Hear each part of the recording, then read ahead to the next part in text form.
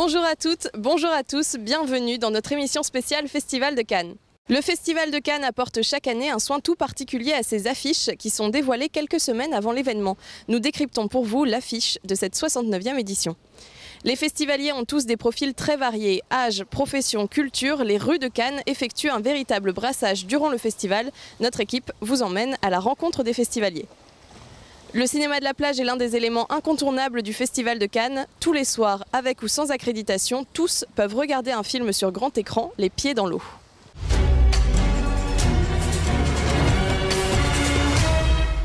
Mais avant tout, pour ceux d'entre vous qui ont lu l'article d'Alexandre Mahler sur notre site internet concernant les polémiques au Festival de Cannes, savent que l'événement est parfois mouvementé. Les critiques peuvent être très rudes envers certains films, ça a été le cas hier soir pour le film The Last Face de Sean Penn.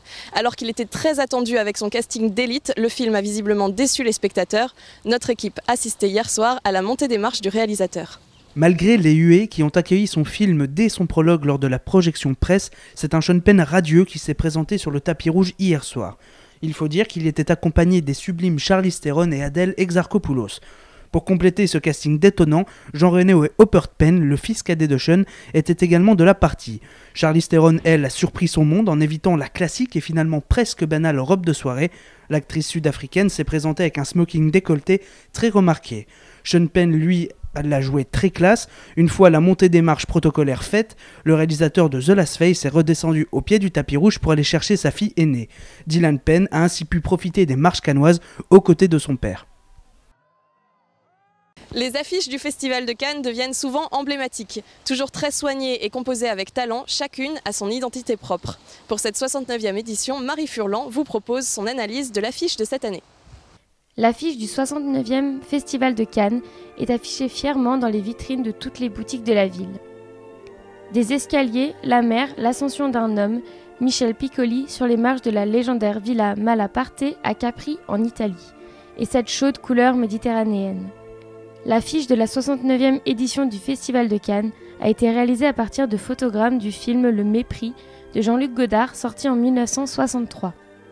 Quoi de mieux pour représenter le plus grand festival de cinéma du monde qu'un chef-d'œuvre du cinéma français. Le Mépris représente pour beaucoup de cinéphiles l'un des plus beaux films jamais réalisés, grâce notamment au duo Piccoli-Bardot accompagné de Fritz Lang. Pour sa 69e édition, le Festival de Cannes rend hommage aux créateurs et célèbre l'histoire du cinéma, à l'image de cette montée des marches. Ce fut le cas en 1992 avec une photo de l'actrice américaine Marlène Dietrich. En 1993, c'était une photo de Cary Grant et Ingrid Bergman, tirée du film Notorious d'Alfred Hitchcock, qui était sur l'affiche du festival. En 2006, une photo tirée du tournage du film It's the Moon for Love. En 2012, un hommage à Marilyn Monroe, ou encore en 2014, un photogramme tiré de 8,5 de Federico Fellini, qui fut présenté en sélection officielle en 1963. L'année prochaine, c'est la 70e édition du Festival de Cannes. On peut alors imaginer que l'affiche sera à la hauteur de l'événement. Ils font battre le cœur de la ville de Cannes et circulent dans les artères de ces rues avec effervescence. Cette année encore, les festivaliers ont répondu présent à l'appel pour assister à la plus grande compétition de cinéma au monde. Découvrez tout de suite les visages des cinéphiles de la Croisette. À quelques jours de l'annonce du palmarès de cette 69e édition, les festivaliers campent sur la Croisette. Cette année encore, plus de 40 000 accréditations ont été distribuées. 32 000 sont destinées aux professionnels, réalisateurs, auteurs, distributeurs ou encore producteurs. Plus de 4 600 concernent la presse et 4 000 autres sont des accréditations cinéphiles. Sur la Croisette, on rencontre les festivaliers novices ou les habitués, comme Marie, qui participe pour sa 31e année consécutive au Festival de Cannes. C'est toujours un plaisir de venir ici. On retrouve des gens qu'on connaît et puis c'est la découverte des films sans rien savoir de l'histoire, etc. Bon, là je vais voir un film parce que je connais ces réalisatrices, mais c'est un peu l'aventure à chaque fois. Ceux qui n'ont pas la chance d'être accrédités tentent en dernière minute de trouver des invitations. Il suffit parfois d'être patient. L'année dernière, on n'a pas fait ça, mais sinon, oui, là, ça fait 2-3 jours qu'on essaye d'avoir des invitations. Ça marche pas toujours, mais là, du coup, aujourd'hui, ça a marché. L'une des activités principales au Festival de Cannes, c'est aussi faire la queue. Entre 2 heures d'attente pour la sélection officielle et 45 minutes à la quinzaine des réalisateurs, le Festival de Cannes reste un événement parmi les plus palpitants du monde, mais qui sait aussi enseigner la patience. Pour cet événement, en revanche, l'avantage est qu'il y a très peu d'attente. Il s'agit du cinéma de la plage.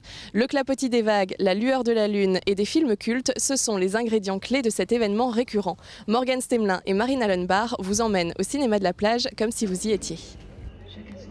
Le long de la Croisette, le cinéma de la plage ouvre ses portes. Ceux qui le souhaitent peuvent venir y regarder un film diffusé gratuitement dans le cadre du festival. Accrédité ou non, cinéphiles chevronnés ou novices, le cinéma de la plage est ouvert à tous. Dans un cadre des plus féeriques, le film projeté sur grand écran est accompagné du bruit des vagues, une ambiance qui fait l'unanimité. On est dans un cadre merveilleux, hein. Le film est intéressant et c'est vraiment très, très belle musique. Ça change du tout qu'on voit au cinéma d'habitude. En plus, comme c'est une exclusivité, ça fait un truc en plus en fait. On vient pour tout. Ça nous change un peu, le décor c'est bien et aussi le film. Bon. Après, c'est plus pour le cadre en fait. Chaque soir, un film culte est projeté. Transat et Plaid sont installés sur la plage pour le confort des spectateurs. Un homme et une femme de Claude Lelouch, Le Dictateur de Chaplin ou encore Purple Rain pour rendre hommage à Prince. La culture du cinéma est à l'honneur tous les soirs sur la plage, quelques jours même après l'arrêt officiel du festival. Hier, on vous emmenait avec nous à la rencontre de ceux qui prennent soin du port de la ville de Cannes. Aujourd'hui, on vous embarque avec nous pour poursuivre l'aventure jusque dans les eaux de la baie. Le groupement d'intervention de pollution marine se charge de récupérer les éléments tombés à la mer à l'aide de filets dont leurs bateaux sont équipés. Chargés principalement des grosses pollutions, ils sont parfois amenés à rechercher des épaves grâce à leur groupe de plongée. Mais un autre bateau mouille lui aussi sur la côte cannoise. Il s'agit du Sea Shepherd, littéralement le berger de la mer. L'ONG du même nom se bat contre les actions de braconnage et milite pour la protection de la faune et de la flore maritime. Intervenant à proximité des grands événements côtiers, il permet de braquer les projecteurs sur la préservation de l'environnement. Cette année, le Sea Shepherd a frappé fort en mettant en place une cellule reproduisant pour les humains les conditions de captivité des dauphins et orques du Marineland, situé à quelques kilomètres de la baie. Pour correspondre à l'atmosphère people du Festival de Cannes, ils ont fait appel à Pamela Anderson pour tester la cellule et militer entre autres contre les conditions de vie des animaux marins. Une manière intéressante de mêler projecteurs et écologie pour focaliser l'attention sur la protection de l'environnement. Sur les marches du Palais des Festivals, 2 films seront présentés ce soir en compétition officielle. Il s'agit du film Elle de Paul Verhoeven et du film Le Client d'Asghar Farhadi. Ce seront les 2 derniers films présentés en compétition officielle puisque la cérémonie de remise des prix aura lieu demain soir. Pour l'occasion, notre tout dernier journal sera consacré à l'annonce du palmarès tant attendu de cette 69e édition du Festival de Cannes. On se retrouve donc demain soir à 23 h pour l'annonce de ce palmarès. On vous souhaite une excellente soirée à tous et à demain.